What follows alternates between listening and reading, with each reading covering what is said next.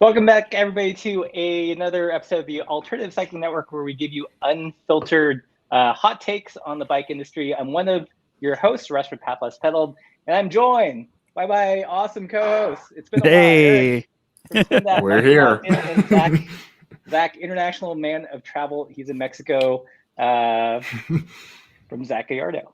So, so I think today we're just going to do kind of a catch-up. It's been a hot minute since we've all gone back together, and a lot of you are probably wondering why we haven't been doing this during the summer. That's because we've all been writing, and it's kind of more of a winter thing. So I think before we kind of have an agenda, right? We talked like 3 minutes before. Yeah, we did. minute and a half, it's fine. Yeah, We've got bullet points.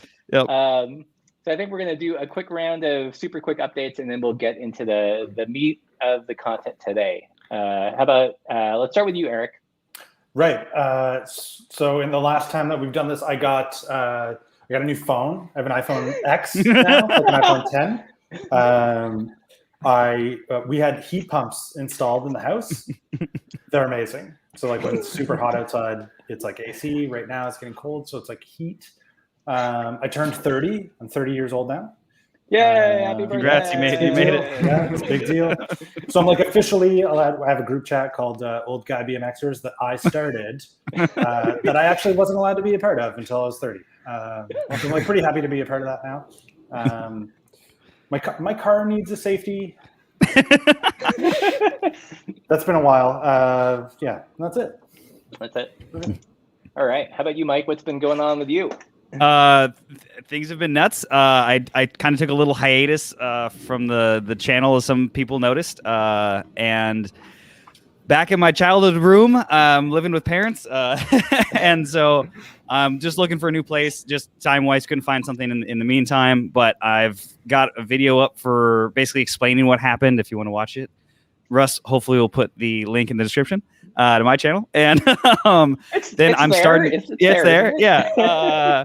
And we haven't done this in a while. I don't know. And then I do have a new build series coming out tomorrow for my first mountain bike. So pretty hyped. Sourcing stuff during COVID, like it's been ridiculous. Like I was just laughing at myself the other day. Like I was looking at like to buy like a cassette for like a GX cassette, like something pretty rudimentary, May of next year. Like from our distributors that we use at the shop I'm working at now. And like I was just laughing. I was like, man, I should have just bought a complete bike. This is like the one time in my life I just like it was so much easier just like buy it for the parts, and then just sell the frame or whatever. Like I was just like this close to just doing it. And so yeah, it's just getting back in the game and managing stuff. So but it's been fun. Nice. How about you, Zach? What's been going on? A lot of things since last time. As you can see, made the purple Wabi with Wabi. Oh yeah. Yeah. These things are crazy. They sold out in less than 24 hours. Like people are buying bikes like hotcakes, and it's crazy. And what else? I moved to Mexico for the time being. I've been meeting a lot of viewers. Surprising amount of viewers here. It's been nice. It's nice to remember that the numbers on the video are actually people. Right. And so like, yeah, not just roasting comment, not just roasters in the comment section. Yeah. They're human beings. Yeah, and speaking of human beings, apparently today just hit 100,000 human beings subscribed to the channel. Thank you all for supporting. Amazing. It's all because of this. This is over the edge. Yeah, that's it.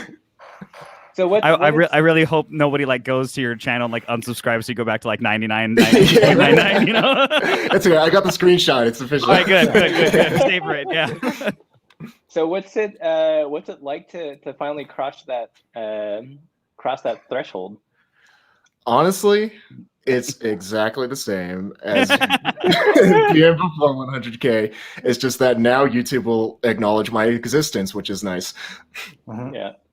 The YouTube truck of money didn't show up yet. No, that's still they're stuck at the border. They're stuck at the border. It's at customs. It's at customs. It's on the shipping container that's outside of the port. Yeah, exactly. There you go. Somewhere in the Suez. Yep, I know. I saw it for the first time the other day. Like I was in Long Beach, and literally there's 80 like plus ships in the water, and like all the way down to like Huntington Beach, you can still see them out there. It's nuts.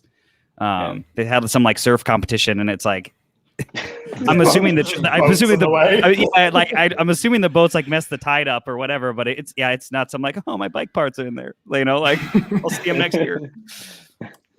So have you gained any new bike YouTuber wisdom crossing 100,000? Keep going. That's pretty much it. Can you clickbait better now, or is it just you just get more Raid Shadow Legends offers now because you hit 100K? That's what you charge per video now, right? When you hit 100,000, you can charge 100,000. Is that $1 per per second? Yeah, per second. Yeah. I would say, as for the clickbait stuff, there is an art form to it. Oh, you got it works. All right. Somebody take a shot or drink. Everybody drink. Yeah, you got to clickbait it, but not too much, but also not too little. Yeah, I only think it's like clickbait if you don't actually address what's in the thumbnail. If it's like a complete bait and switch, but I think otherwise you're just creating something like a good hook. That's what you got to make it juicy. Intrigue but don't mislead. That's right, the way it was always described to me by my friend Casey. I don't know if you know him or not. Good friend of mine. Let's see. So if you guys have questions, all four of us are here. Put it in the comment section where we'll be scanning them. But I don't know. We've all been kind of at this bike YouTube thing for a while. Mm-hmm. How's it panning out for everyone? Are you guys happy with where you're at, or I don't know? Have you found a feeling of success or what?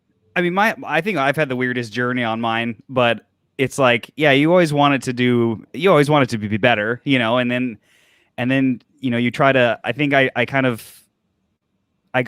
think with the last year doing it full time or whatever, like I really was obsessing over why is this video working so much better? Is it the thumbnails? Is it the tags? Is it what? And then I'd watch like videos on like the algorithm or what YouTube likes now, and how every year apparently that changes pretty drastically. And like, who knows these things? Who gets, who Mr. YouTube get to make those decisions? I think kind of letting go of that, I think it has been like freeing, I guess. And just like, all right, I'm going to make what I want. Like, if it tanks or whatever, I think that's been the biggest thing of just like, obviously when I was just doing that, it was more crucial because it was my only source of income. But I think that's something that's always very difficult to like explain to people. Is just like, I don't know why.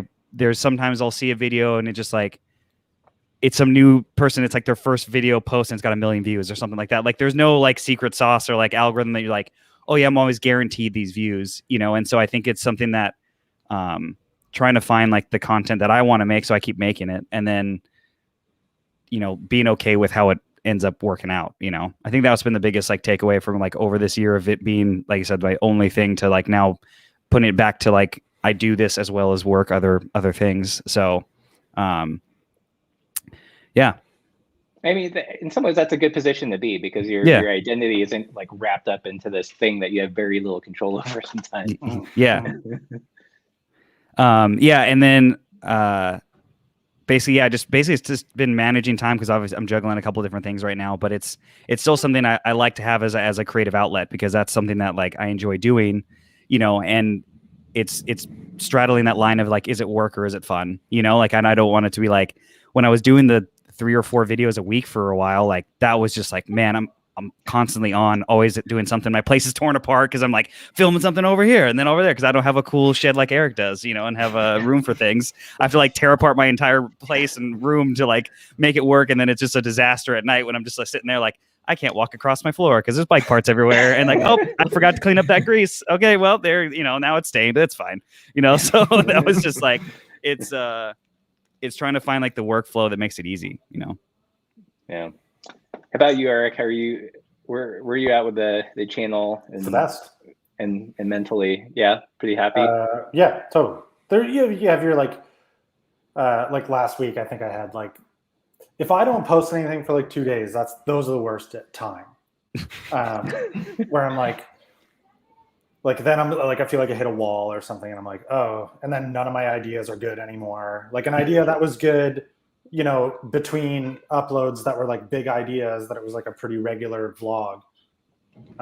Like if I tried to start a long run of like daily uploads with it, I would feel weird about uploading it.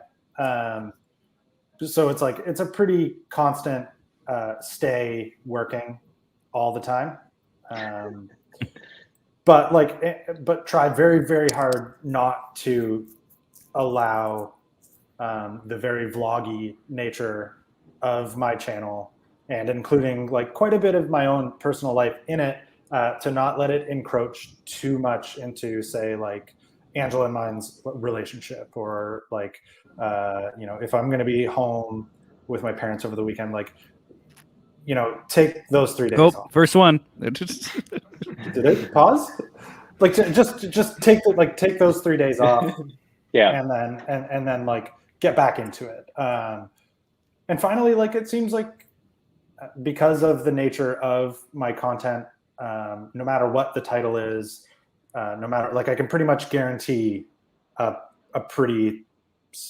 the same amount of views on almost every video, unless I do a lot of, it's very, like, if it's very topic focused, and the title can be that way, then, that might get more views. But like, I can pretty much make a video about anything now and get the same amount of views as something that, like, maybe I want to put more effort into or less, which is nice. Have you noticed any difference with your views? Because your, like, posting, let's call it schedule, is kind of sporadic. Has that affected at all? Because not over the long run. Okay. So like over 2 days, it'll always equal out. Even out. Okay. Yeah. I posted today. Like, I shot a video this morning and throughout the day, and like, I don't use Instagram enough to feel like telling people to come watch ACN on Instagram feels like enough. So I was like, well, I'm going to include it in this video and finish this video and upload it 2 hours before this. Yeah. Try and get people who watch my channel. So like, I got put a suspension fork on a bike, like, rode it, shot it, and then took the dog out to mountain bike trails, rode it there, got home, edited that video, and then I was like, oh, it needs a little more. Drove Angela's car to her place, and then I was like, I'll just tell the story of that. And then got home. That's a lot. That's a lot to do in a day, but it's so satisfying to get done. Like, yeah.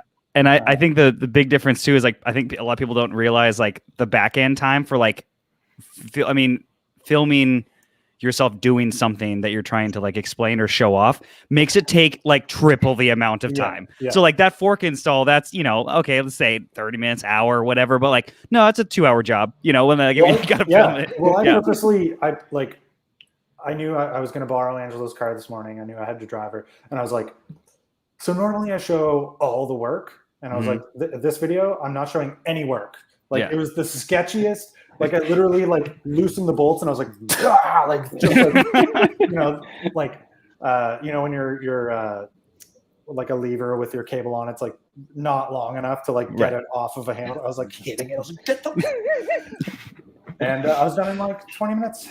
Yeah, exactly. Yeah. It's that's the thing that, like, it's so funny because, like, constantly I'll just be, like, working on it for something for a video. I'm like, bikes are stupid. And I'm like, well, I'm doing it, because it's the hour 2, and it's like, this was supposed to be simple, and that's what happened. And then we always do sketchy shit. Like, me and Eric, like, he laughed when I sent him that crank set, that rival crank that I, like, had ground off, like, the inner edge so it didn't hit the frame. And he's like, oh, I'm glad somebody else does this. Like, he's like, I'm not the only one. I was like, yeah, it's fine. Like 4 cranksets. Like, yeah, like I did that because Zach, you remember the Omniums? They were so chunky, they would actually like hit the chainstays on some bikes. So that's what I did. I was like, angle grinder, no big deal. I don't know how thin or thick this aluminum is. It's fine. It's like riding with no brakes. It's all good. Like it's good till it's not. Like it's fine. Turns out Omniums are literally just big chunks of aluminum. I've taken a lot of material out of Eric's tested the wall thickness of the Omnium crankset. Yeah, and they're fine. They're fine. Let's put a spin dash sticker over the hole. It's all good. Keep the water out. Yeah. Oh man. How about you, Zach? Are you like happy with where the channel's at and found a good like work-life balance doing the bike YouTube thing? Oh yeah, for sure. I would say I feel like I made it as a YouTuber maybe 3 years ago when Wabi started sponsoring me, and I went from just barely surviving to being able to live. And ever since then, my focus has just been really on the process of just making videos and having fun and trying my best not to burn out. Yeah. Right. Yeah. Like, what do you do to, because you've been at it for a long ass time too. What have you put in place so you don't burn out? Weekends. Yeah, totally. Having regular work hours and weekends. It's like, I mean, a lot of people think like, oh, it's just a lot of fun being a YouTuber. You talk about bikes, like you do what you love for a living. Yes, that is true. And also, it's a hell of a lot of work. And you need to make a clear distinction between what is work and what is play. So something I do is I will specifically say like Sunday, Wednesday, and Saturday, those 3 days, that's just for me. No camera, no nothing. If I want to ride my bike, that's just for me. And yeah, like if I want to work on something, I'll just write it down and save it for another day. And yeah, that's the hard part about being a YouTuber is that you're never off. Right. So you really need to be clear about making those distinctions of what is your time and what is work time. Right. Yeah, I think that's true. Like every time I'm always thinking of video ideas, and even if I'm not shooting, there's this kind of constant background stress. Like I could do this, or this would be a good video. And I really have to no, today's like my day off. I'm not going to sit at the desk at all and do something else.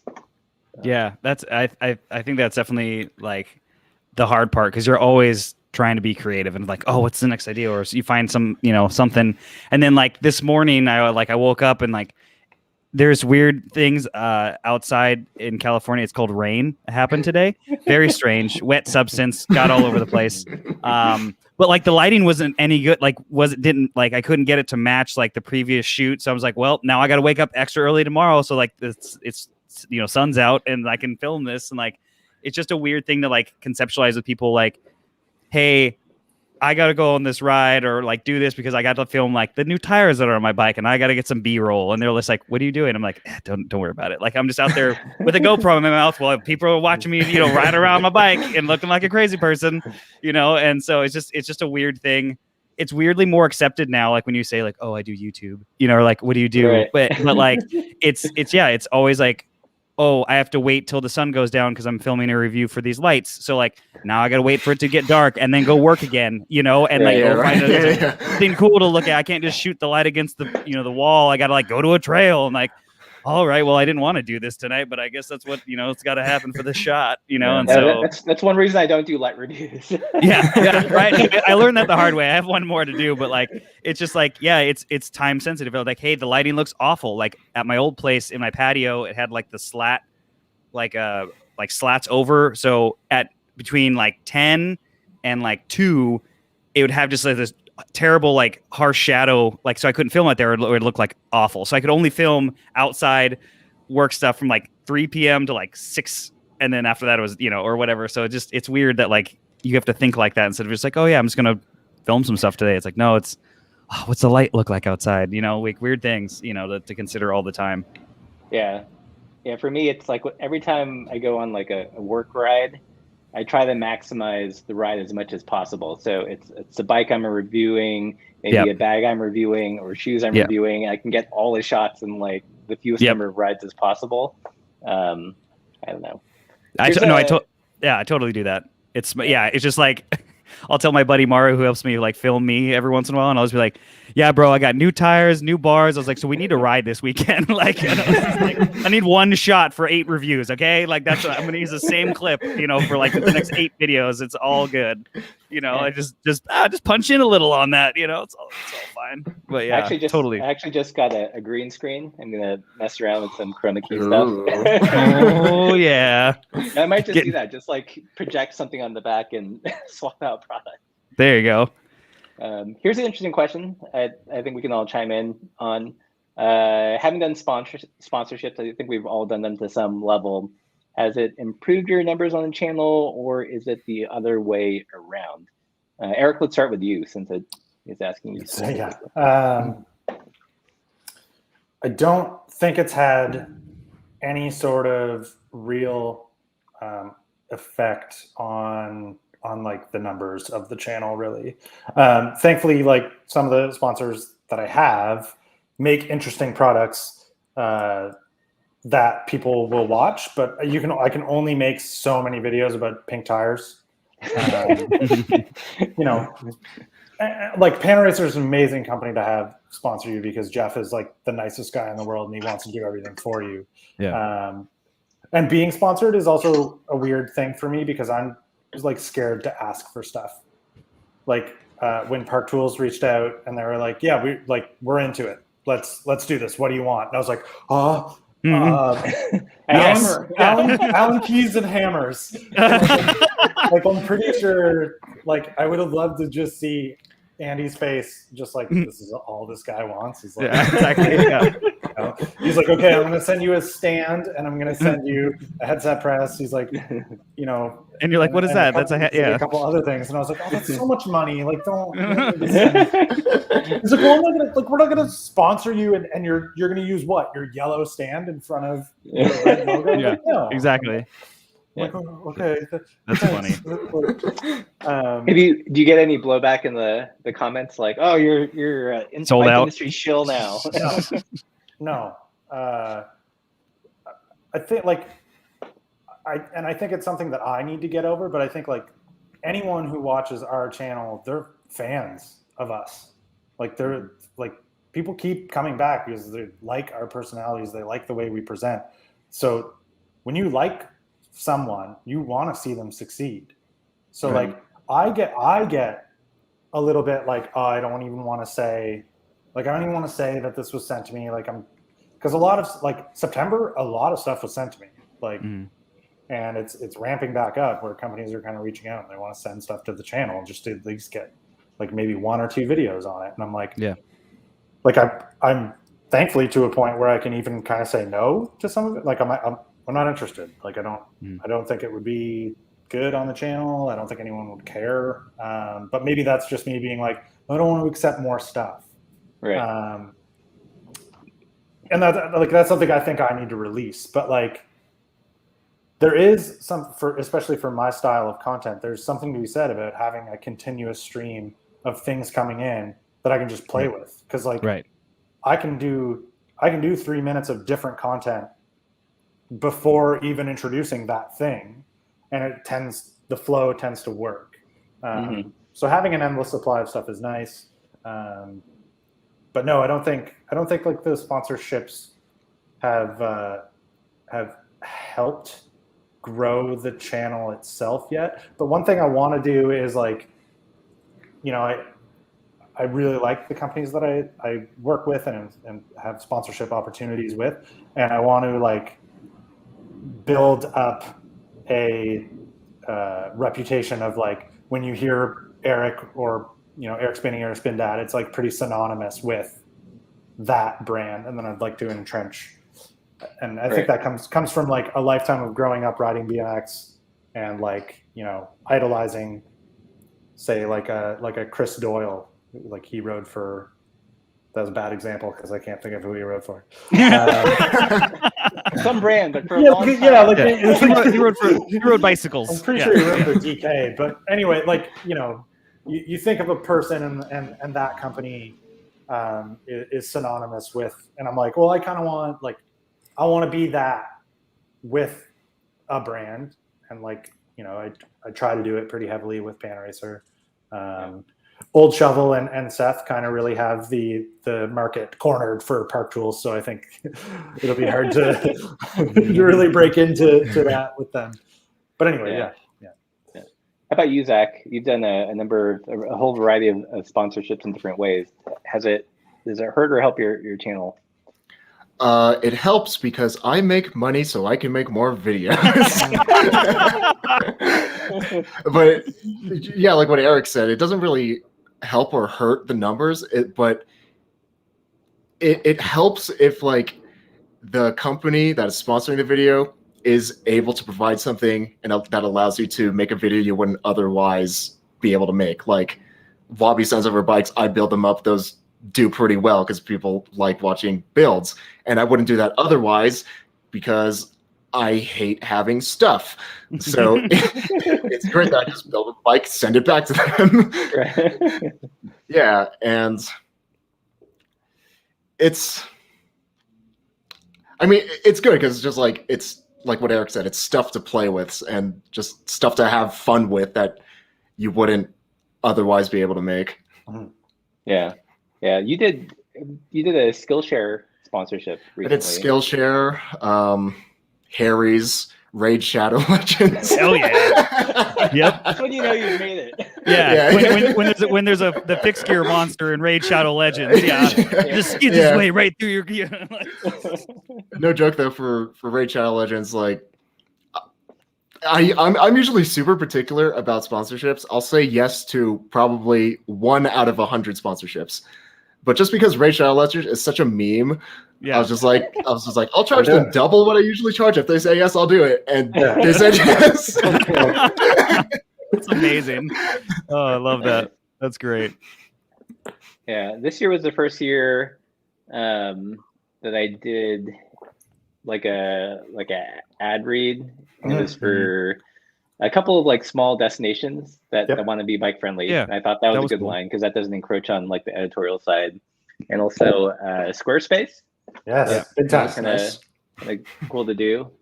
I renegotiated the terms, and they kind of the agency that represented them was like, no, we can't do that. I was like, well, when you can do that, that's when we'll do it again. Right. But I hit their metrics. You know, they set a very specific set of metrics. You have to hit, this number of views and this time frame, and the first couple of videos did really well, so I totally like crushed the metrics that they set. But it was an interesting experience, like kind of working that in. And at least on my end, on the comment, and a lot of the viewers were actually stoked. They were like, "Yay!" That comes to like, I'm a fan of yours, Russ. Like when you did your first one, I was like, it's happening. It's only ever Wendover Productions that I friggin' get the Squarespace reads from. Like, it's so funny. I remember that with Zach's like Raid Shadow Legends video. I was like, oh, here it is. That was a good one too. That made it, boys. And I was cracking up because like how you finagled that into like your flow of script. I was just cracking up, and I don't remember the line, but like that I was cracking up at. But like Russ, I liked yours because yours was like the destination places. That was different. I've never seen like anyone else do something similar. So that was like, I actually watched it. Like, because usually it's just like, you just gotta go because it's you skip through that, or like in most videos. But that was just something that like everybody's heard the Squarespace read or Skillshare or whatever, but like that was unique, and that was what I thought was interesting. Yeah, the Cycle Central Coast one's actually legit. Like the writing there is beautiful, and they have it all mapped out. So it was a cool. It was actually I'd been courting them for like the last couple of years, and he finally said yes this year. So it took some work to get there. But, yeah. Cool. Let's see. So do you guys have any other questions in the comment section? There's a few I saw come through. I know one was for me about cycling, like doing like another tour.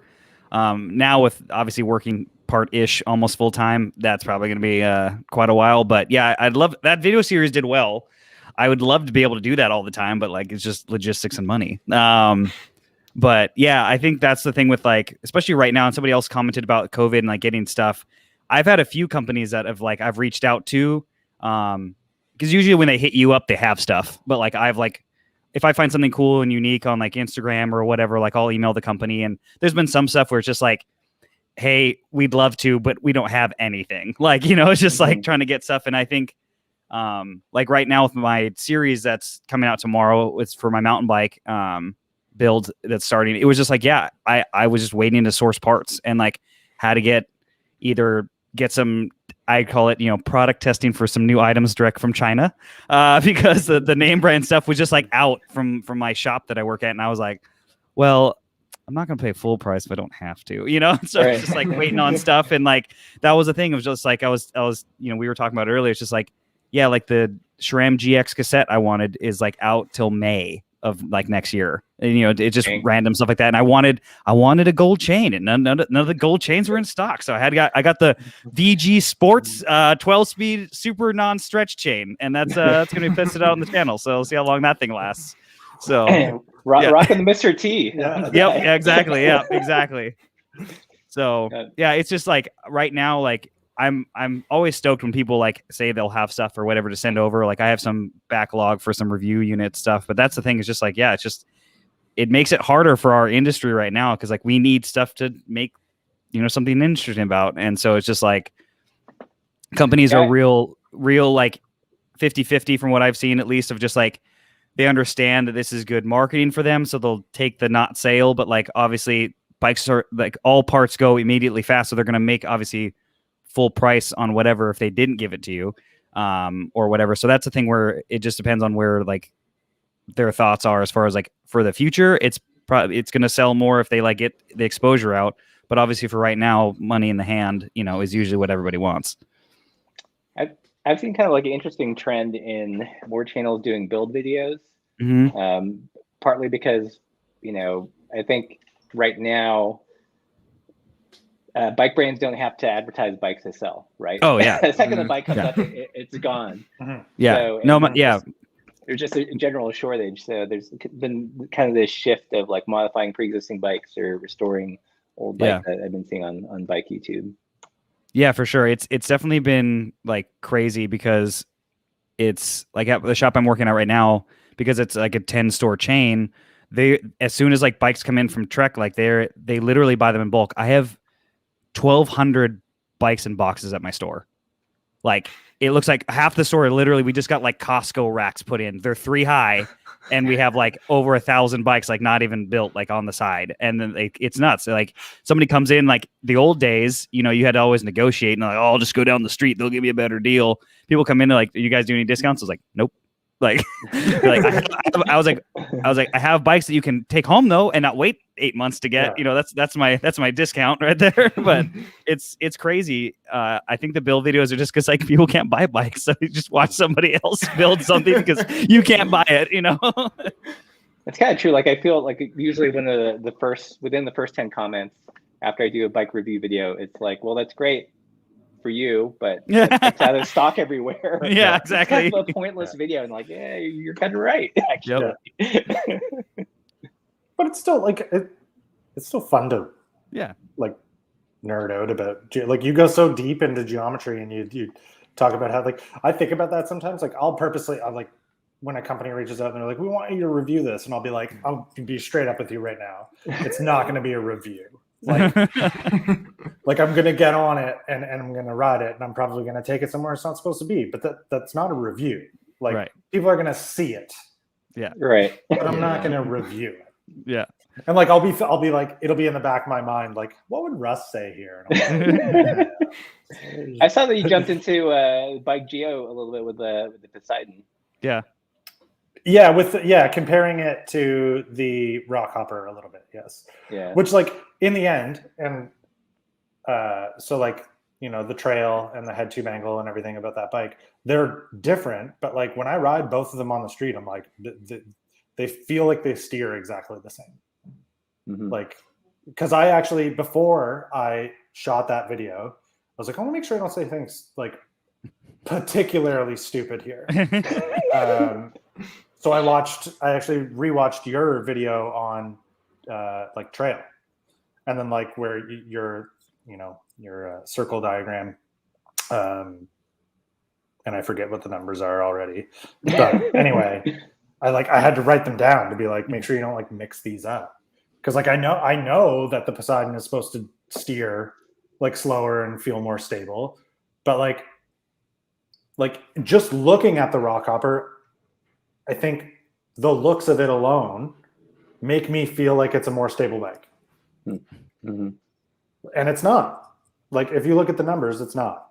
But like when I throw it, like I would rather throw it down a big rock roll than the Redwood with like, you know, with its normal fork on it. But I rode all the same stuff I did on the Rockhopper today on the Redwood with the suspension fork. But like, and that's what, like, I want to make a video about geometry just to be like, and you finish the video with this, like, because I agree with the sentiment.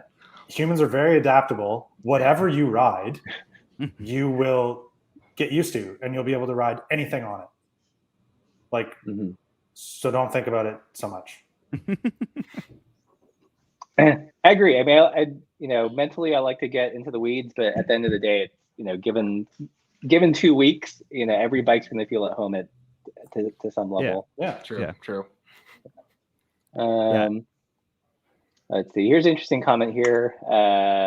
Jeff Jones, what are your thoughts on companies such as Rafa producing alt cycling videos with tour riders? I just watched this today. It was really good. Like, I just like Lockheed. He just seems like a cool guy. Like, I think it's awesome. I think what he's doing specifically is it's killer. I think it's inspirational, getting people out there riding. I mean, that's the whole reason he did.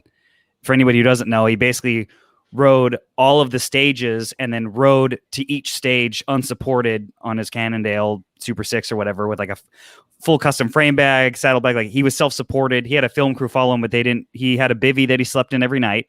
Took him 18 days to do like 3,500 miles and some obscene amount of climbing.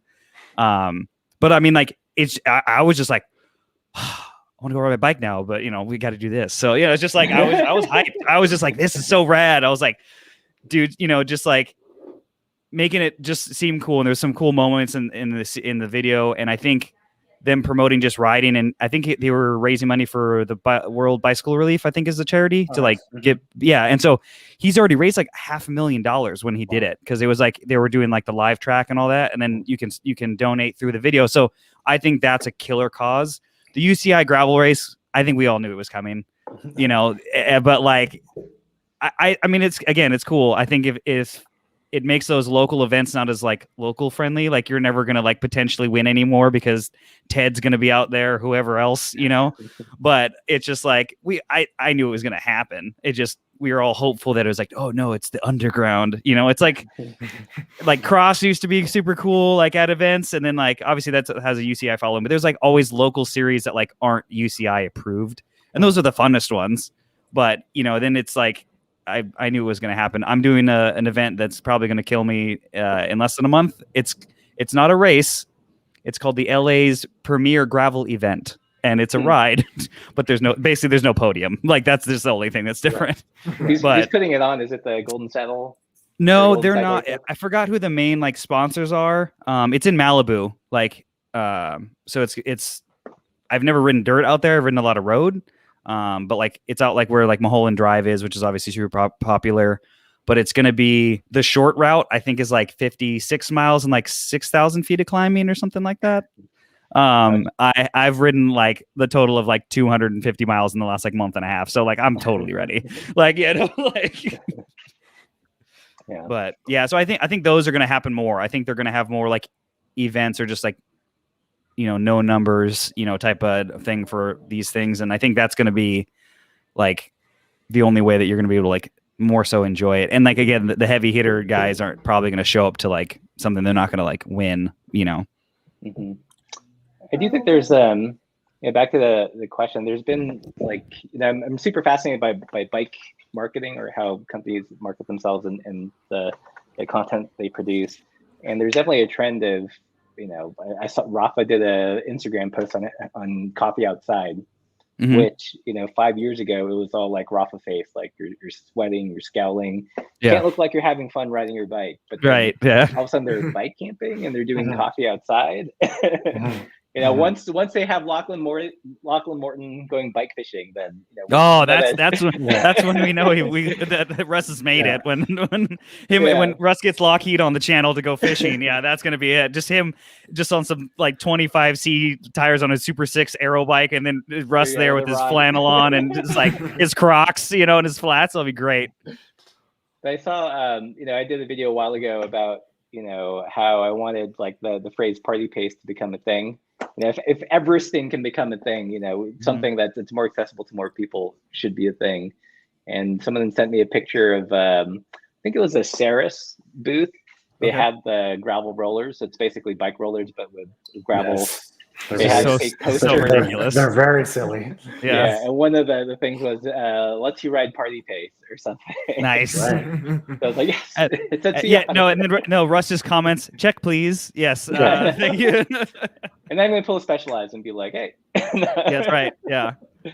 No, I saw those rollers and I was just like, riding the trainer is already like uncomfortable and boring. So let's just make it worse. Like that's like let's just beat you up while you're sitting there in your garage sweating and being miserable, on the trainer. Like it was ridiculous.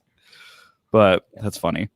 There was a couple other comments about like I think one guy had it about something about them switching from Taiwan to Hong Kong or something like that for like a lot of manufacturing. I didn't hear anything about that.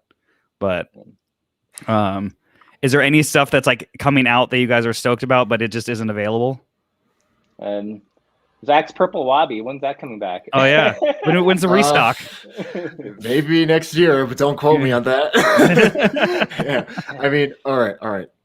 Off the record, we plan on doing a second run with Chrome Lugs. Ooh, really? Okay. Yeah. Hey. Yeah. Just a little birdie told me. That's off the record. Just among friends. Yeah, that's it. Yeah. That's cool. Yeah, I'm super stoked. I almost want to buy a fixed gear now just to give it a do it. Oh yeah, that'll be a good title. Just Russ goes back to like Russ goes fixed again or something. Right. Just be you, and you can show off your old build. Yeah, I have to dig up those deep V's I built up. Yeah. That'd be great. I would 100%. You should totally do that. Like, I mean, Zach, Zach, you can hook it up. We could all have a Zach fixed gear, and then it'd be all good. I'll blow my knee out again. It's fine. Like, I got another one. It's all right. I'll just get a new one. Just be like, I really want to ride fixed. So can I get a knee replacement, please? I really want to ride fixed again. Yeah. Someone had asked, I can't find it now, but the question was like, what would you like to see in the bike industry? What would you like to create in the bike industry that doesn't already exist? Do you have any ideas for product expansion, Eric or Mike? That's tough. I think the bike industry is doing what the bike industry does, and it's segmenting more with gravel. And I think the rise of the bike packing gravel bike and the race gravel bike is apparent. I don't know. I kind of get it, but I think it takes away from like the whole reason, like I think the gravel movement got so big was because it wasn't as serious.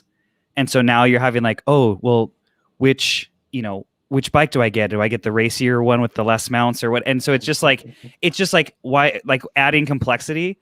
I just wish that like all the innovations that are the gravel specific stuff that's coming out, I'd like it to be a little bit more seeming like it's thought out, like not just like we were talking about. Curve has some handlebars that came out today that are bike packing specific. And all they did was they just elongated like the 31.8 tube size longer so that you could have more accessories under mount. I get that. It makes sense. People probably have the demand for it. But there's some stuff like the gravel rollers, like some of the stuff they put out, and it's like, come on. Like it's you're not moving to like gravel specific helmet. Yeah, exactly. Oh yeah. Well, I mean, they have gravel shoes now, and I'm just assuming they're just like the cheaper shoes because they're more flexible, so they're better to like mount, like walk in. So it's like, oh no, those are the gravel shoes now. No, those are your entry level mountain shoes that you made. That like it's just funny. I think I'd love to see more like casual wear that's a little bit more innovative as far as like for not serious riding, but like there's some stuff that's either too casual or too basically just remounted mountain bike stuff, and doesn't really play as well. There was one brand I wish I can remember the name of, but they had these really innovative like cycling shorts. Like they look like regular shorts, and then they had like a vent in the side to like cool off, and then you could also like snug them up with like I don't know if it was some kind of way to snug them up so they're more form fit for when you're on the bike, so they're not flapping around if you didn't want it. Yeah, I forgot the brand, but like that was super cool. Like I saw some guy ride it in like some random video, and I was like, that makes 100% sense. Like for a gravel ride, like for heat and if it gets hot or whatever. Like there's some innovative, I think, products that are in the market that are coming out, but I can't say there's anything where I'm just like yet. I'm just like like somebody should make this. I haven't had that moment in quite a while. Yeah. How about you, Eric or Zach? Are you guys any wacky product ideas that you think should exist or things that you're excited about? I ride pretty much exclusively in jeans, and I want a pair of jeans that doesn't rip in the butt after 4 to 6 months. If I can get a year out of a pair of jeans that I could ride in, that'll sell. That'll be pretty wild. Sell. Because they tried to do that with like the commuter. They tried. Okay, so I used to ride the Levi's commuter jeans, and they had like the weird extra layer. crotch thing. Yeah, but I'm just so thick that my booty just busts through the butt of the pants, not even the crotch, every single time. So you actually rip like the ass part of the ass part. The ass part. Wow. Like hashtag the ass part. Like the ass part. Yeah. Like I've got right between the pockets, right there. No, I've got a big butt and I've got big thighs, and it sounds like the start of a rap song. Yeah, there is a song. And Eric doesn't lie. Yeah. And like it for me, like riding in jeans, because I ride in jeans a lot. It's always like thigh rub on. Yep, that's what mine always wear out. They always rip there. So like the Levi's, Cadence jeans, all that, like the way that my thighs come together and rub on the saddle, it's always like just below where the reinforcement is, and it rips. And then, like the reinforcement's like totally fine, and I'm like, like obviously the reinforcement needs to come down to the knee. I see the rub literally right where it ends, and it's like it's almost like when like a company leaves something machined just at like it's like a stress point. I'm like, it's literally made it worse. the last Cadence like raw denim jeans that I owned like 2 or 3 years ago, maybe longer, like they ripped so fast, like literally like just right at the edge where the reinforced piece was, and it was just there was no fixing it because it's like I sewed it and I was like there, and then you get about a week out of like fixing a patch, and I'm like, well, I'm not gonna like. So whatever. So I left them on the shelf for like 3 years, never wore them. And then Angela was like, are you going to throw these like 8 pairs of ripped jeans that you have out? Yeah, I am. And we threw it. That's hilarious. I used to exclusively ride in jeans too. Back in the fixed gear days, it was just like jeans and a t-shirt. And I just remember one ride specifically showed up. It was like there was all the cool forums are still out and like popping back in the day. And I was just like, yeah, Huntington Beach, like flat route, fixed gear ride, like casual, like whatever, like meet at Starbucks, like that's what you did. And like, I'm in like a shirt, jeans, and like Converse. And this motherfucker rolls up in like a Orbea track bike, full kit, and like aero helmet and a tri-spoke, and I'm like, bro, like I am not that fast, like and I was just like, literally, and he was kind of an ass, but like we just like got on the stretch road. We just got on the stretch road, and he just like completely annihilates me like right away, and like I'm just sitting there like I was trying to keep up, and I'm just like.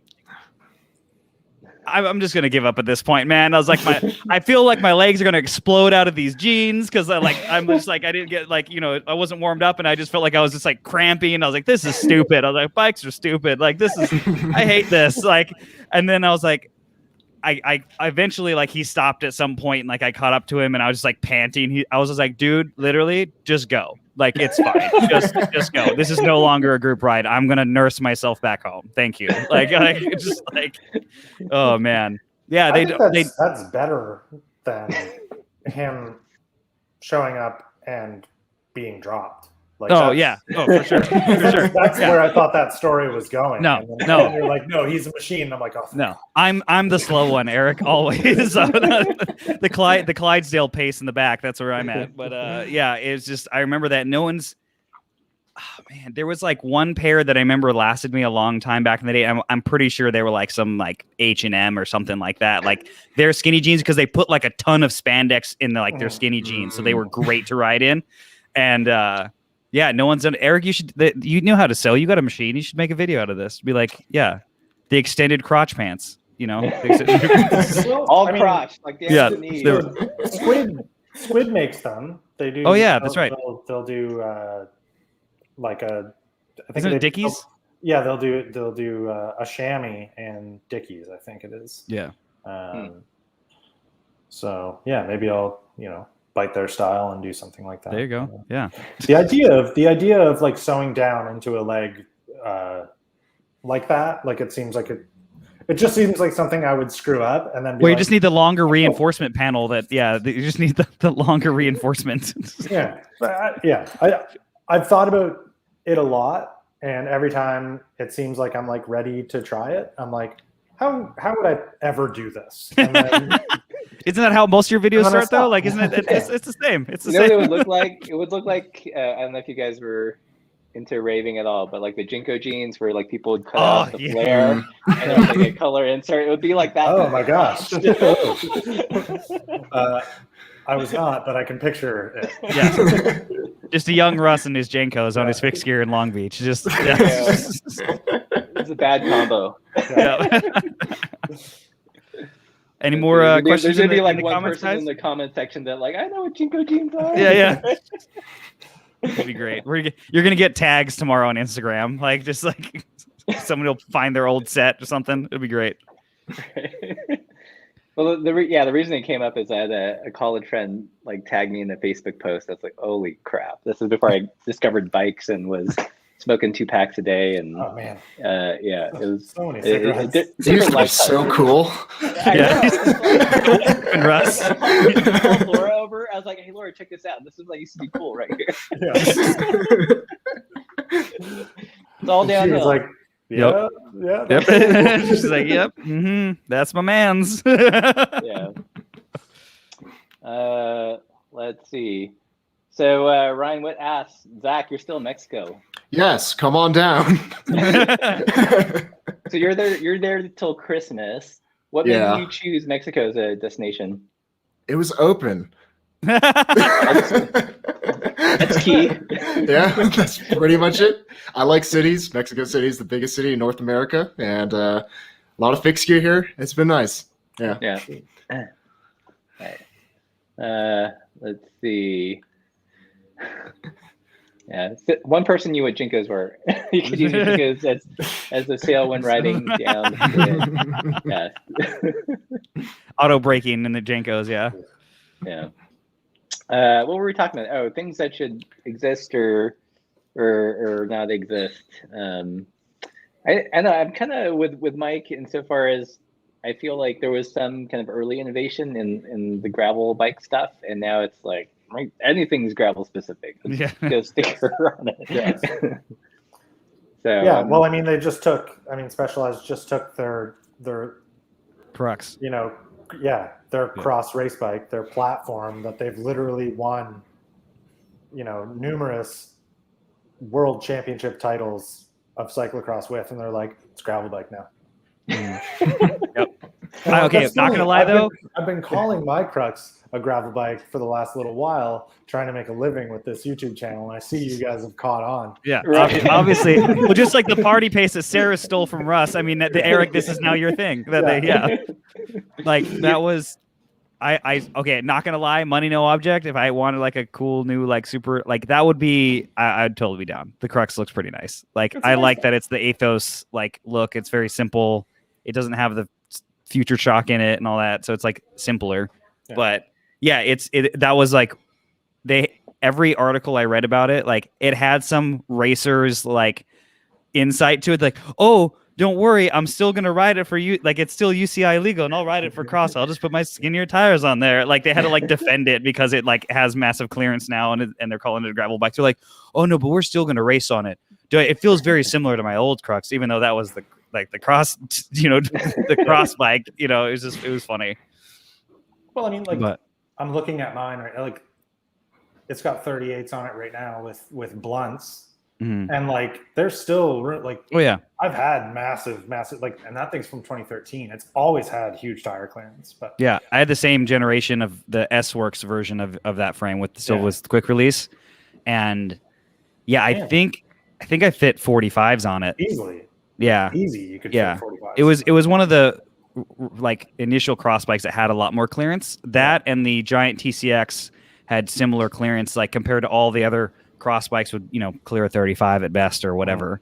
But yeah, which is trash, complete and utter trash. I rode my road bike for like the first time in a while, or my all road build, and like I got on it and like, man, these tires seem small, and they're like 35s or 38s, I forget. Like, and it's just like, I'm so used to, I've been riding 50Cs like on my gravel bike for a while. I've been testing out those new American Classic tires, and yeah, it's just funny. Like, I just like, man, this seems tiny now. Like, I can't imagine riding like 25s anymore. Like, I just like, it's just funny how like you get soft. Like I got like you get real soft real quick. I used to like ride 23s at 110 PSI all the time. That's when I was young.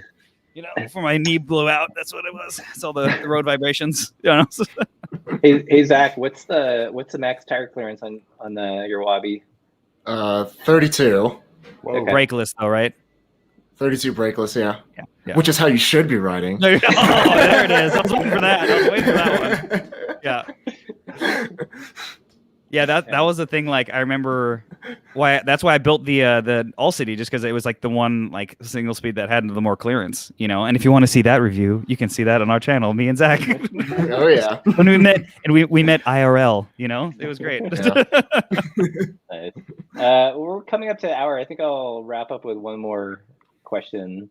Since we've all been at the bike YouTube for a while, if money were no object, what would be a dream video you'd want to do, or video series?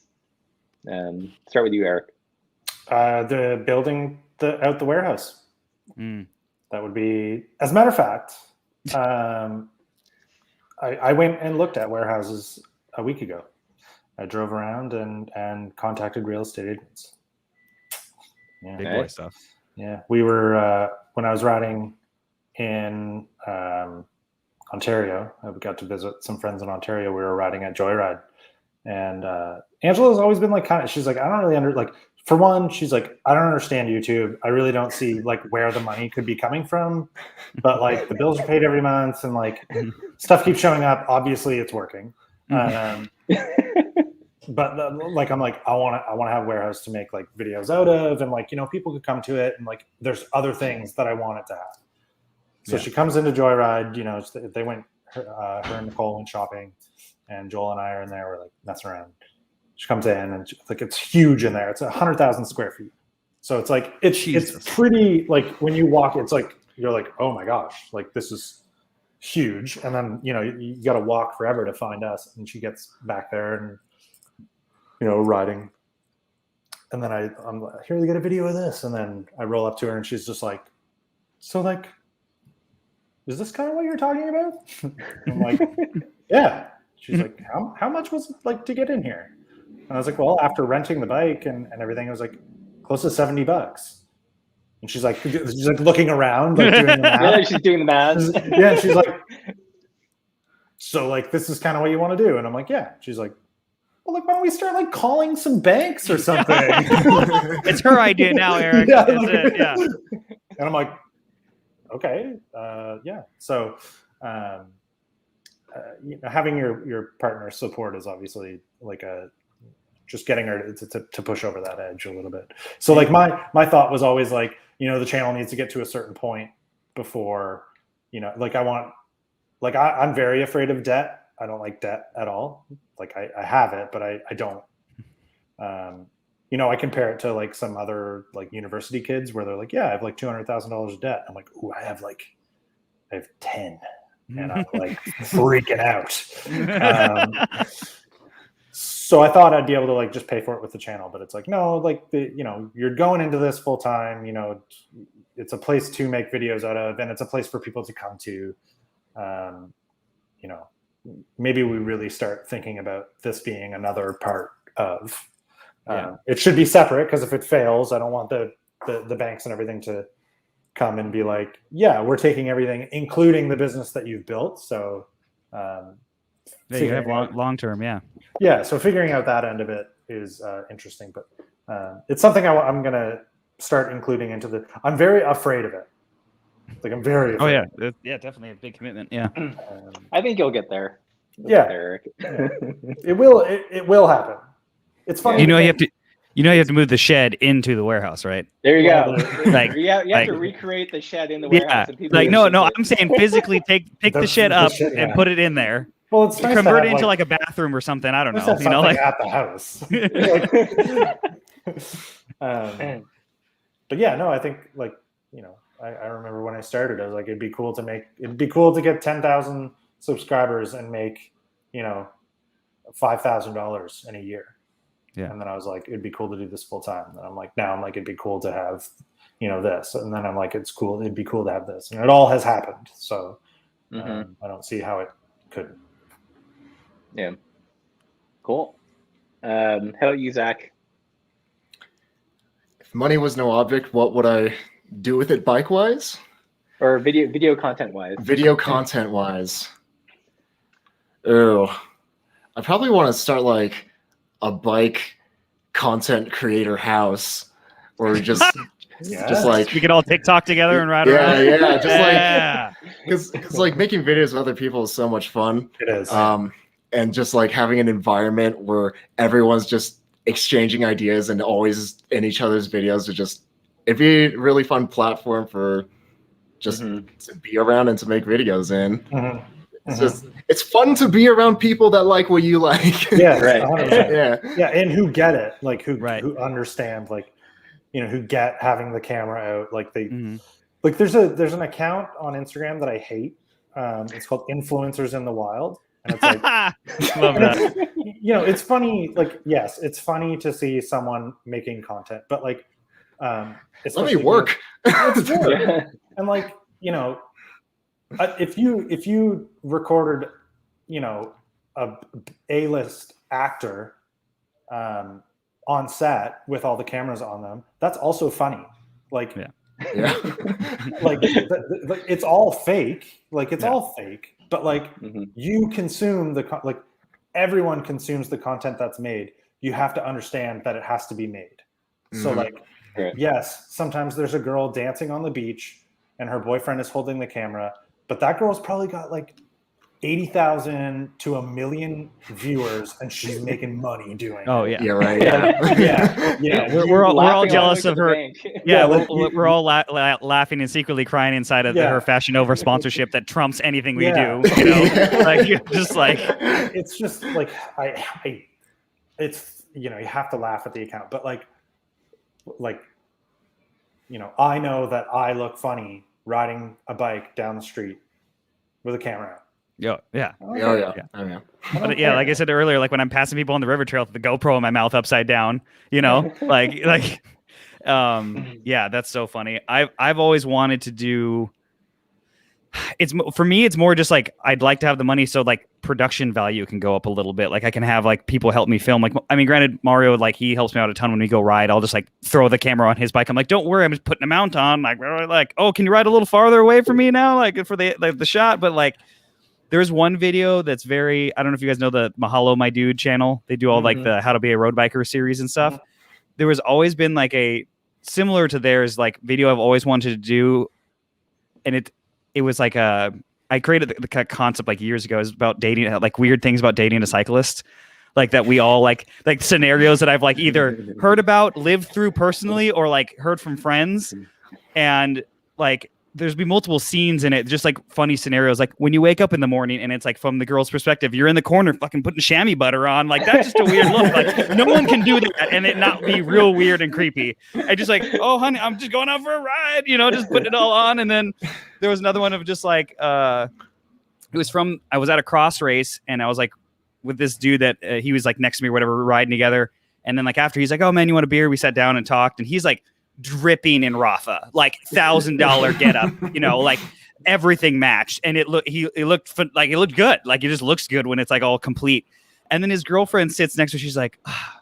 She's like, I was commenting on his kit, and she starts laughing. She's like, damn it. She's like, everyone always says you look so nice on the bike. She's like, but when he's not in his cycling kit, he's got like old t-shirts that are stained, they got holes in them. We'll go to Target and like the $10.99 shirt, no, it's too much money, I can't, my shirt's fine. He'll go to Rafa and spend like an entire month's pay, so he looks nice on the bike, so all his friends compliment what he looks like. But then when I bring him around my friends in regular clothes, he looks like he's homeless. And like I was cracking up. I was like, yeah. And I was like, I've totally done that. Like you go to the store and it's like, a sweatshirt like $30, what, like, and you put it back, you're at the bike shop, be like, babe, it's 20% off. It's only $3.99 today. Like, like I need 6 of them, just like, And so it was just and like they're gravel specific. Yeah, exactly. Oh, they're gravel specific now. I got to throw away everything, So it was just like scenarios like that. I'd love to do like more fun, creative content like that. And so it'd just be more of that. It'd just be like, it'd be cool to have like,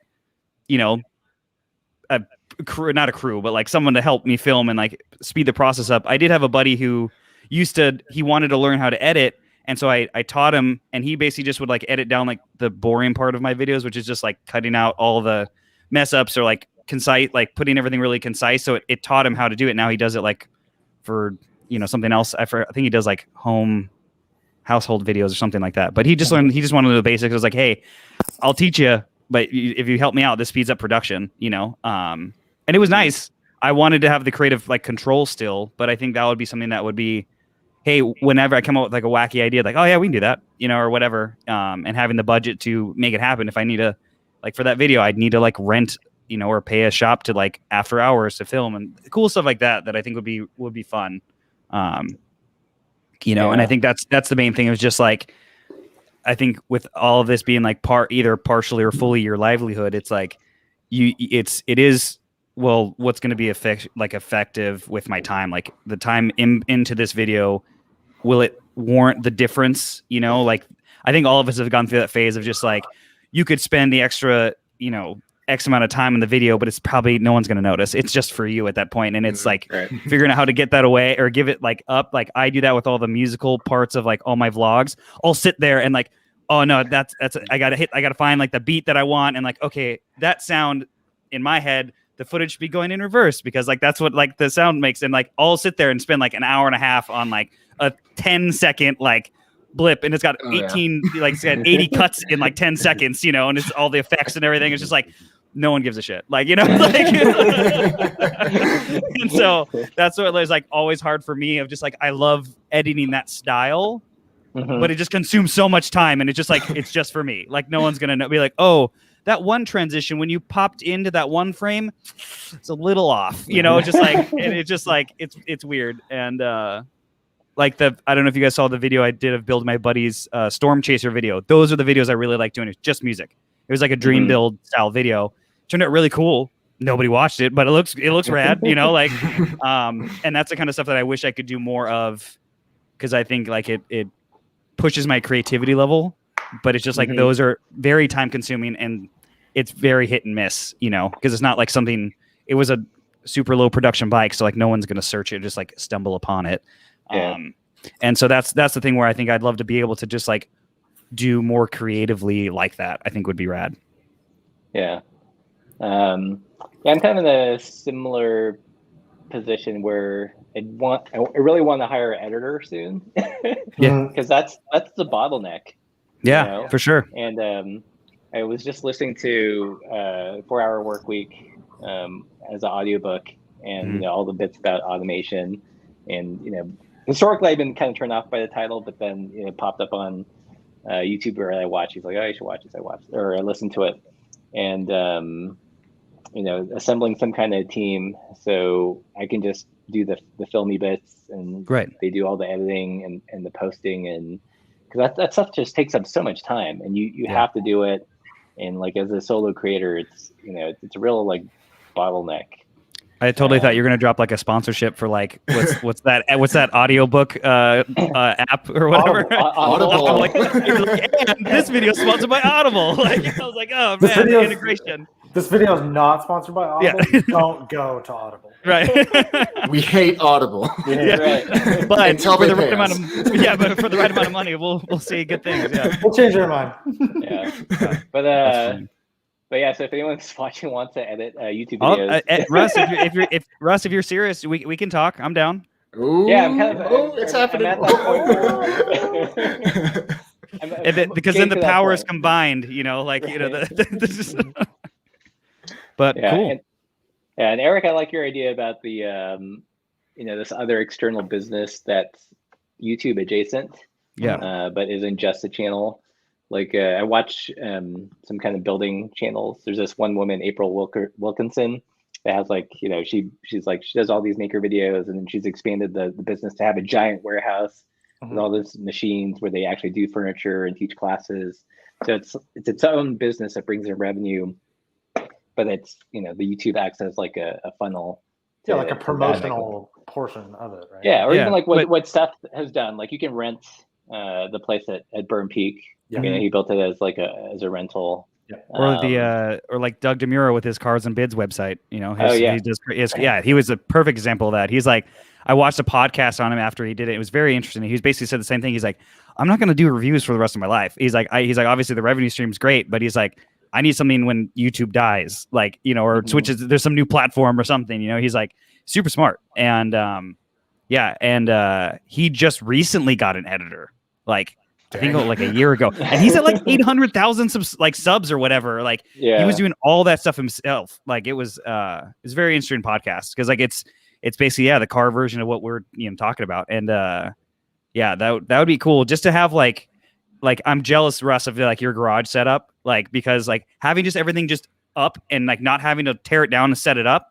Right. You can pump out so much more content wise or whatever. And that's what I'm looking for my next place is just like, literally I'm looking at like apartment ads. I'm like, okay, where's the window? Okay. So the light, so like the lighting's gonna be great. I can set up that. I could hang this off the wall. Like I'm literally like, all right, well, there's two big white walls there. So I could do like two different sets for like building bikes or like talking to camera, and I could just leave, like all this kind of stuff. And it does really make everything flow faster, I think that's the big thing.